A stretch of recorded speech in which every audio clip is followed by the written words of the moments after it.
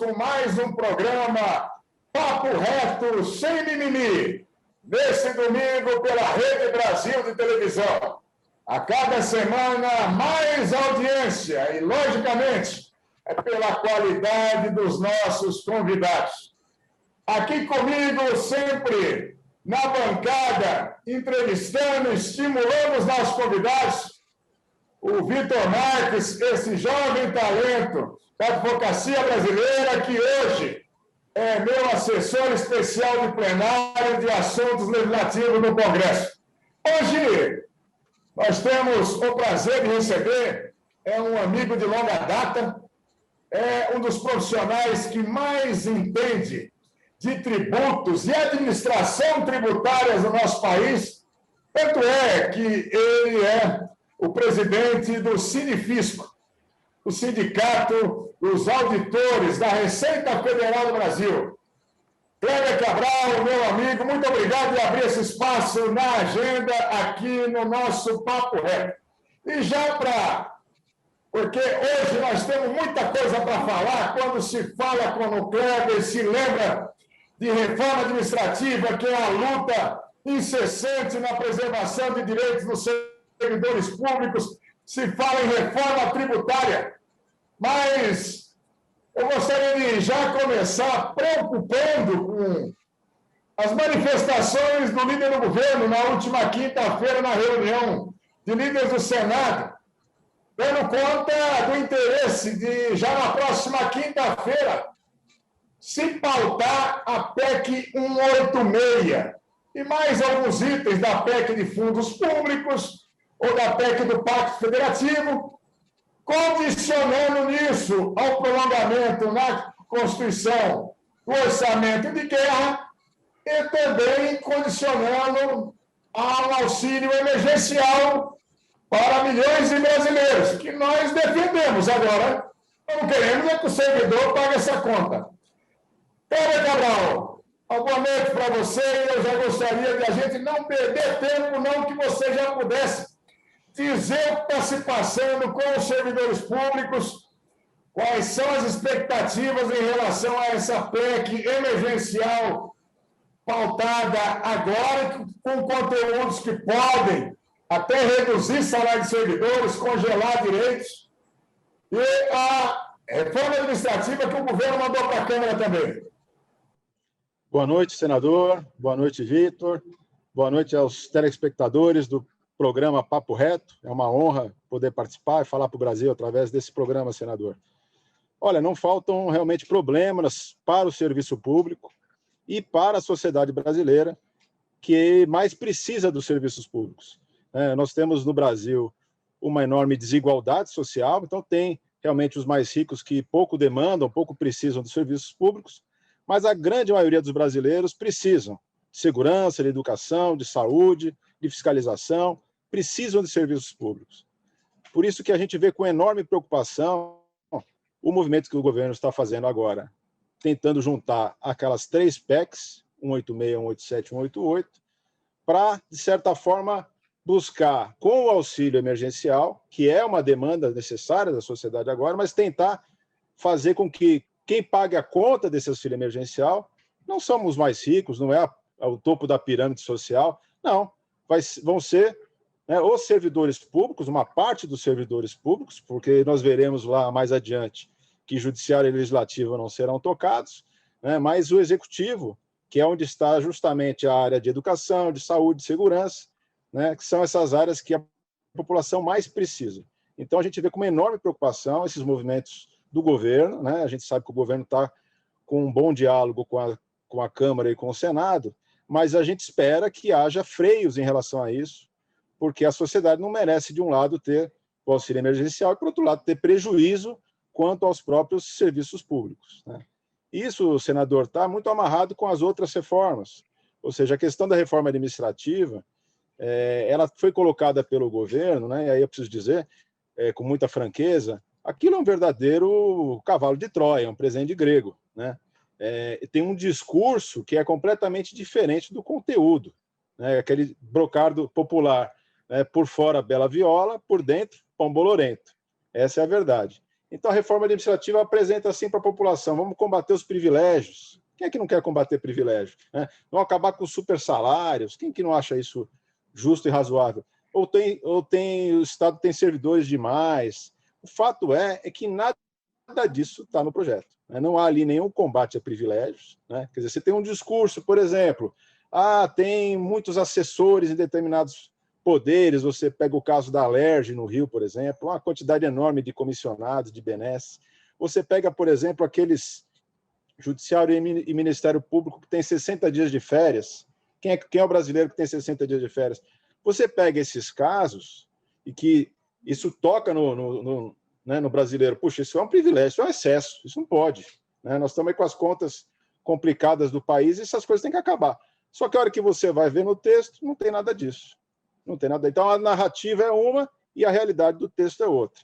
O que essa PEC 32, a reforma administrativa, traz, na verdade, é algo que vai prejudicar o serviço público. Quer dizer, falta primeiro um diagnóstico. Qual que é o problema, aonde é que estão os problemas, e nada disso, essa lição de casa, o governo não fez. Né? Então, o fato é que foi olhado tudo em bloco, um homogêneo, decidiu-se que o Estado é grande demais, então ele precisa ser reduzido, né? E aí a gente se pergunta, mas aonde que ele é grande demais? Na saúde? Na educação? Na segurança? Na fiscalização?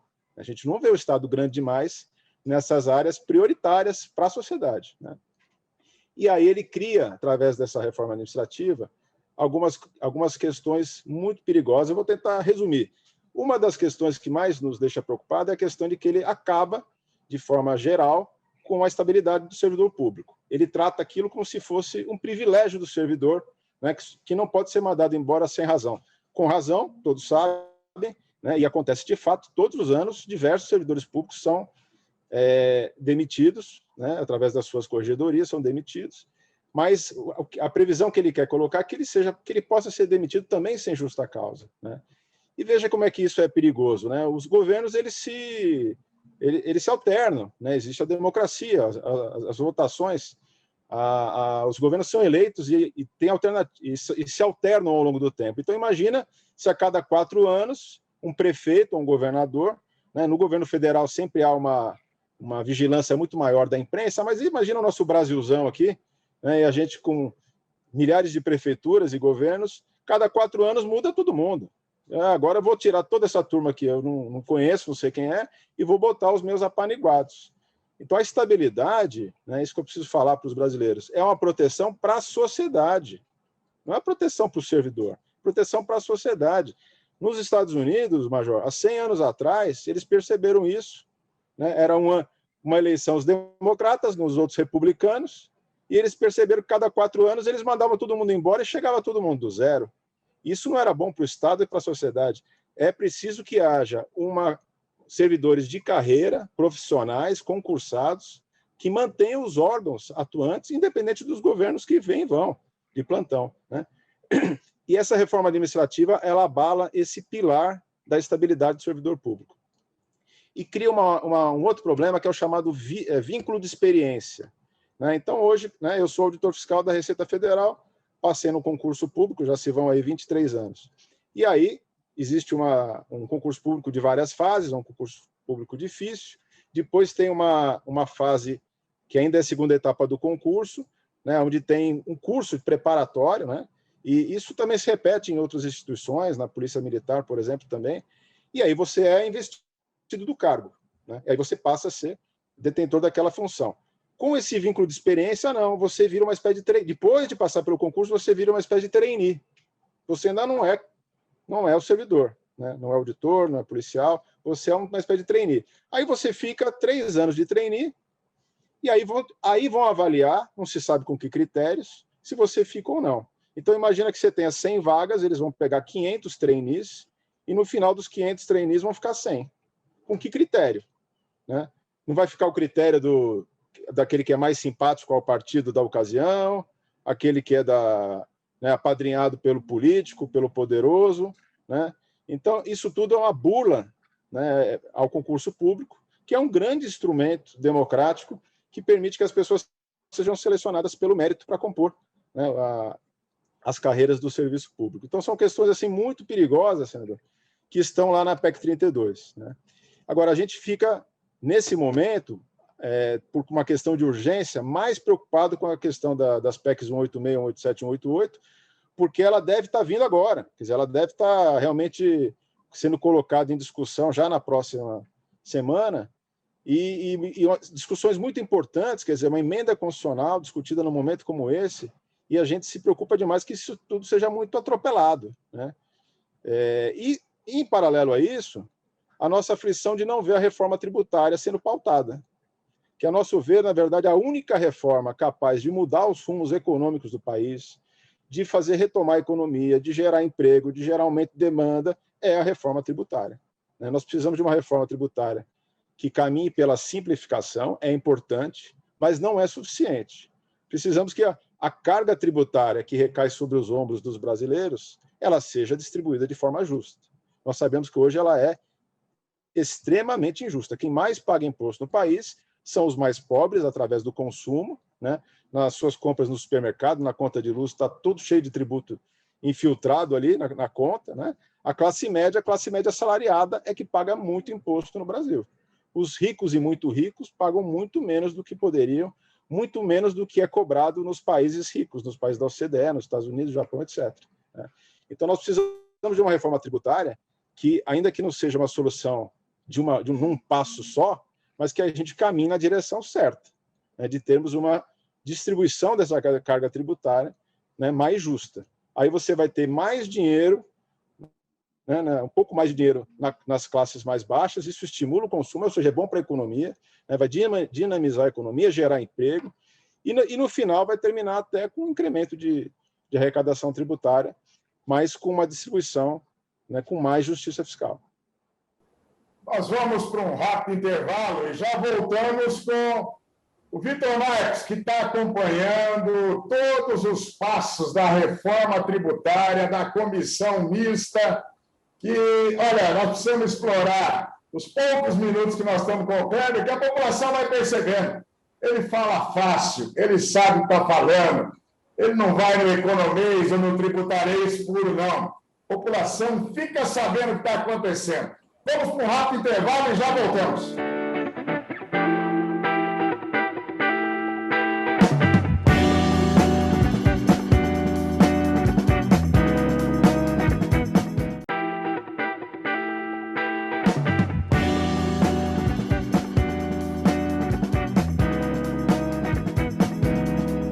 Estamos de volta com o Papo Reto nesse domingo, conversando com o Kleber Cabral, presidente do Sindifisco, Sindicato dos Auditores da Receita Federal do Brasil. É com você, Vitor Marques. O que o Brasil quer saber sobre reforma tributária?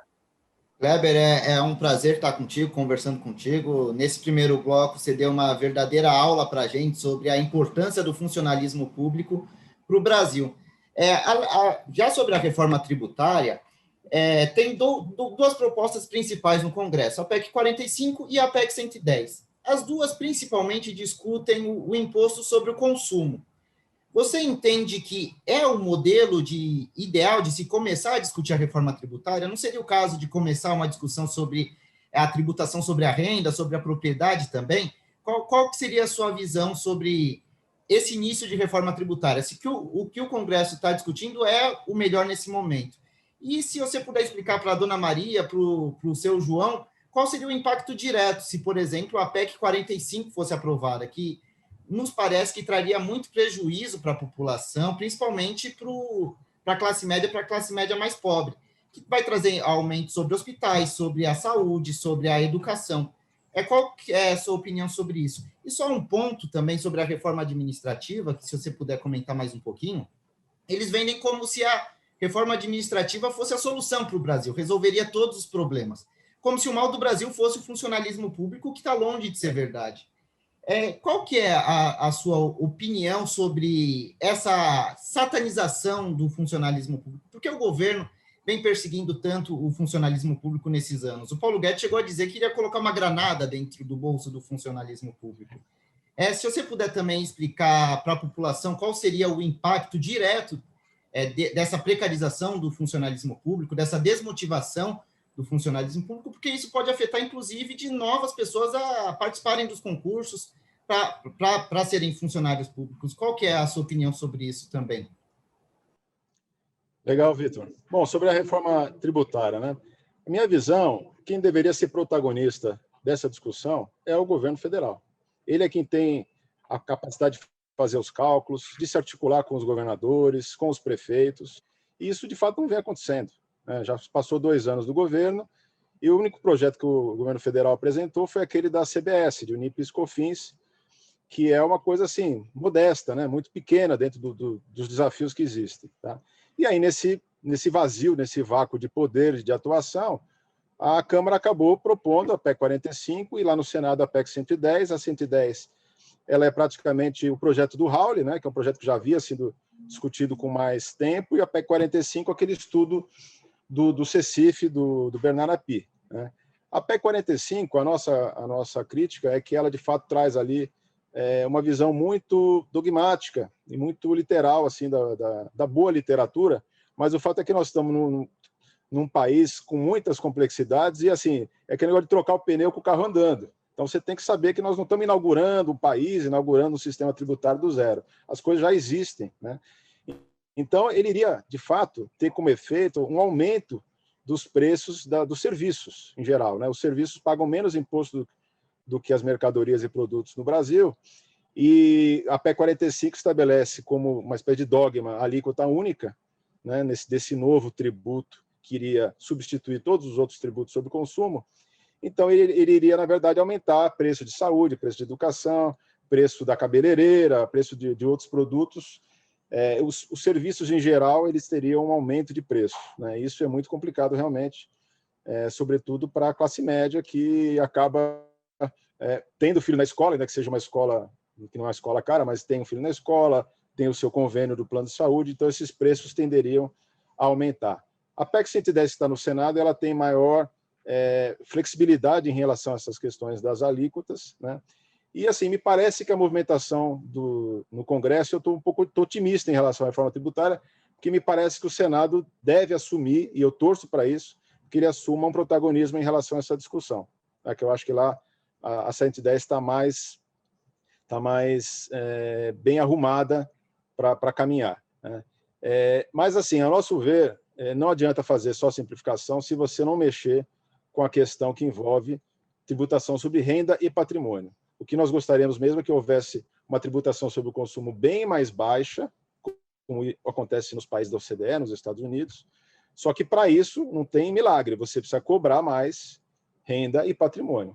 E aí a enorme resistência da elite econômica que não quer pagar. Quer dizer, a negação em discutir reforma tributária e colocar reforma administrativa na frente é uma estratégia de quem não quer discutir reforma tributária, porque eu não quero pagar mais. Então, eu vou botar um outro assunto aqui para discutir na frente, agora a reforma administrativa. Essa é a verdade. Tá? Bom, a preocupação que nós temos muito grande com a reforma administrativa, né? Eu dei o exemplo da estabilidade, essa questão do vínculo de experiência, mas tem mais, né? Hoje nós vemos alguns exemplos, né? Alguns exemplos concretos que eu vou citar. O do ex-prefeito do Rio, Crivella. A gente viu ali o que ele fazia com aqueles comissionados. Eram praticamente empregados, né, particulares ali, uma espécie de quase de guarda pretoriana dele ali. Essa semana nós tivemos uma denúncia de um deputado estadual do Rio Grande do Sul, né, de bastante repercussão, salvo engano, até do PSL, viu, senador? E que ele usava os assessores ali para fazer reforma, manutenção no seu imóvel. Então, então, assim, esse tipo de absurdo que já existe, com a reforma administrativa, ele vai ser exponencial, porque está sendo né, banalizada a questão da estabilidade, ou seja, o funcionário vai ter que fazer, senão ele é mandado embora. Se ele não obedecer, ele vai perder o emprego. Até mesmo, aí você... né, Kleber? A questão das rachadinhas, né? Que é um perigo das rachadinhas, ou seja, a rachadinha vai multiplicar, né? Vai ter um ambiente muito mais propício a acontecer, as rachadinhas, né? E você vai ter esse tipo de desmando mesmo, né? Quer dizer, o governador de plantão, o prefeito, né, o presidente, ele vai ter uma capacidade inclusive, de criar órgão, extinguir órgão, mudar a função dos servidores, né? Então, você imagina, o presidente, por acaso, não gosta do IBAMA, tem lá um problema lá com a fiscalização, né? Ou o outro não gosta de outro órgão lá. Ele pode, né, na canetada, num decreto, extinguir aquele órgão. Então, esse é um excesso de poder que não interessa para a sociedade. A sociedade quer um serviço público de qualidade. E aí você pode ter certeza que os servidores também querem um serviço público de qualidade. Só que não tem nada disso na reforma administrativa. Não tem nada lá para valorizar o servidor, para treinar, para dar as melhores condições, absolutamente nada. É para precarizar, é para aumentar as condições de terceirizados. Terceirizado também é uma forma de esses temporários e terceirizados, é uma forma de acabar com o concurso público, né? E é uma forma, Vitor, de dar para o mercado, e há muito interesse nisso, nichos de serviço que são hoje prestados pelo poder público, inclusive na área de segurança, de saúde e de educação. Quer dizer, o próprio Estado fala assim, não, agora vem cá, eu vou contratar você aí, né? E você tem um monte de empresário interessado nisso. É um nicho de mercado novo para eles, e aí esse interesse deles pela reforma administrativa. Interessados no bem-estar da sociedade, meu amigo, não está. Não tem nada disso no texto da reforma administrativa. Minha gente, a conversa com o Kleber é fantástica. E o Kleber agora colocou uma condicionante, até para que ele possa se despedir de todos os telespectadores do Papo Reto. A gente vai vendo, Kleber, que quem está nos serviços públicos na ponta da linha, agora, por exemplo, no Covid, você vê lá assistente social, você vê o enfermeiro, o médico, o policial, o auditor da Receita recebendo as vacinas para o país, né, garimbando a entrada de estrangeiros de carga, sem ter uma perspectiva de quando é que vai ser vacinado. Então, auditores nas fronteiras todas, né, senador? Então eu gostaria portos, que você aeroportos, justamente falando para o Brasil desse papel fundamental, não só dos servidores, mas especificamente da Receita Federal do Brasil, que é uma referência de serviço público, de excelência, de qualidade, de concursos de acesso dificílimo, mas que vem sendo relegada num plano secundário também, né? Senador, a Receita Federal ela tem uma atuação muito ampla. Às vezes a sociedade nos enxerga mais com aquela questão da malha pessoa física, declaração de imposto de renda anual, mas a verdade é que a Receita tem uma missão institucional da maior importância. Todos os órgãos públicos, todo o serviço público, ele deriva de arrecadação, né, decorrente do trabalho da Receita Federal. A parte da Previdência Social é a Receita Federal que fiscaliza as contribuições previdenciárias. E a aduana brasileira, né, portos, aeroportos e pontos de fronteira do país todo, tudo isso é responsabilidade, o controle aduaneiro, o controle das mercadorias, junto com os demais órgãos anuentes, é responsabilidade da Receita Federal. E o que acontece na Receita Federal, para o bem ou para o mal, também atinge estados e municípios, porque eles recebem uma fatia importante das suas rendas, das suas receitas, através dos fundos de participação dos estados e municípios.